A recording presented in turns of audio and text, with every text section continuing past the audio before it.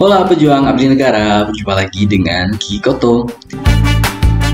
Seleksi P3K 2022 telah dibuka dan teman-teman pun sudah pasti mengetahui formasi apa saja yang dibuka dalam seleksi P3K 2022 ini. Namun, teman-teman pasti bertanya, apa saja jenis tes yang diujikan dalam tes P3K 2022 ini? Apakah sama dengan CPNS yang terdiri dari seleksi kompetensi dasar atau SKD dan seleksi kompetensi bidang atau SKB? Ataukah memiliki perbedaan? Di sini akan kita kupas tuntas. Sebelum lanjut, silakan teman-teman klik tombol subscribe dan nyalakan tombol loncengnya agar teman-teman dapat notifikasi jika ada video baru seputar P3K 2022 yang baru saja diupload. Karena saya akan mengupload video seputar P3K 2022 setiap hari. So, jangan ketinggalan beritanya ya. Seleksi P3K sedikit berbeda dengan seleksi CPNS. Jika pada seleksi CPNS kita mengenal seleksi administrasi, seleksi kompetensi bidang atau SKD, dan seleksi kompetensi bidang atau SKB, maka di P3K hanya ada dua jenis tes, yaitu seleksi administrasi dan seleksi kompetensi. Seleksi administrasi adalah seleksi terkait kesesuaian dokumen dan persyaratan yang diperlukan untuk melamar suatu posisi dengan data serta dokumen yang telah teman-teman unggah. Seleksi administrasi pada P3K ini hampir sama prinsipnya dengan seleksi administrasi pada seleksi CPNS. Jika ada persyaratan yang tidak dipenuhi, maka calon peserta tes dianggap gugur dan tidak akan bisa melanjutkan ke tahap selanjutnya. Sedangkan pada seleksi kompetensi terdiri atas 4 subtes, antara lain: yang pertama, seleksi kompetensi teknis.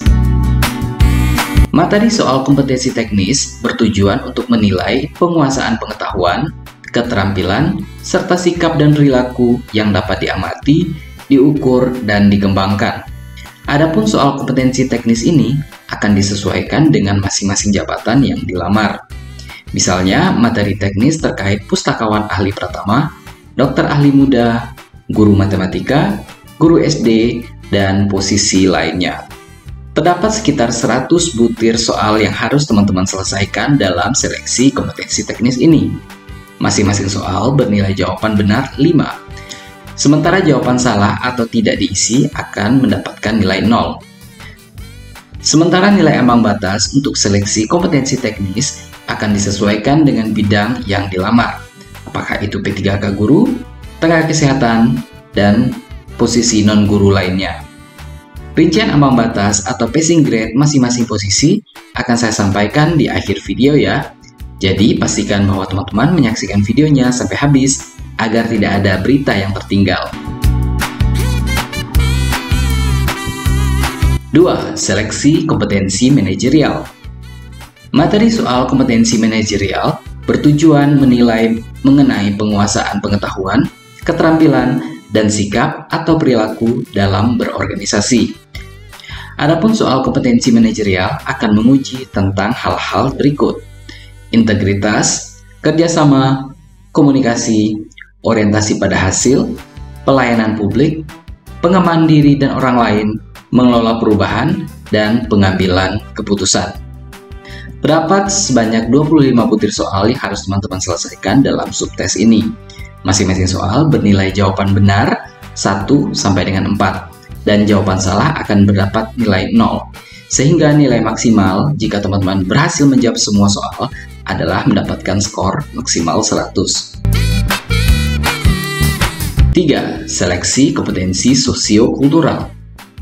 Materi soal kompetensi sosio-kultural bertujuan untuk menilai penguasaan materi pengetahuan, keterampilan, dan sikap atau perilaku yang dapat diamati, diukur, dan dikembangkan. Materi ini akan menguji pengalaman berinteraksi dengan masyarakat yang majemuk, termasuk dalam hal agama, suku dan budaya, perilaku, wawasan kebangsaan, etika, nilai-nilai moral, emosi, dan prinsip yang harus dipenuhi setiap pemegang jabatan. Peserta ujian diharapkan memiliki kepekaan terhadap perbedaan budaya, kemampuan berhubungan sosial, kepekaan terhadap konflik, serta rasa empati.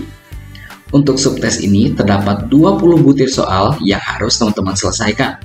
Masing-masing soal bernilai benar dengan skor 1 sampai dengan 5 dan jawaban yang salah atau tidak diisi akan mendapatkan skor 0.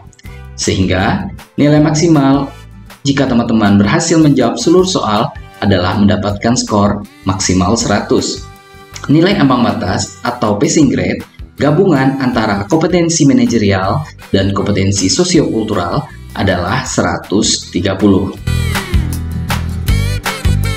4. Seleksi kompetensi wawancara. Pada tahap wawancara, peserta akan ditanyai 10 butir soal mengenai 2 materi penting, yaitu 1. Integritas, 2. Moralitas. Durasi wawancara ini adalah selama 10 menit. Proses wawancara akan dilakukan berbasis komputer dan dilakukan dalam satu rangkaian waktu pelaksanaan seleksi dengan nilai maksimal yakni 40. Sedangkan nilai ambang batas untuk dinyatakan lulus dalam seleksi kompetensi wawancara ini adalah 24. Nah, gimana nih menurut pendapat teman-teman terkait berita ini? Apakah passing grade-nya gampang dicapai atau susah nih? Ayo ngobrol!